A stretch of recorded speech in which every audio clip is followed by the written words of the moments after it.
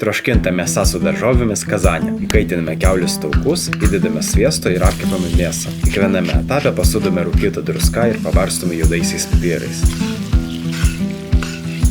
Tada apkepame svogūnus su morkomis ir išimame. Po to trumpai apkepame papriką, ją taip pat išimame. Galiausiai apkepame bulves. Blenderyje sutriname pomidorus, papriką, svogūną ir česnaką. Įdedame razinų sirupo su actu, prieskonių mišinio, druskos ir juodųjų pipirų. Supilame trintas daržoves ir užverdame. Tada grąžiname mėsą su apkepintomis daržovėmis. Ant viršaus dedame česnako galvutę ir aitriąją papriką. Uždengiame dangčiu ir troškiname, kol visi ingredientai suminkštės. Kai viskas paruošta, pabarstome petražolėmis ir krapais. Pilnas receptas aprašyme. Skanaus!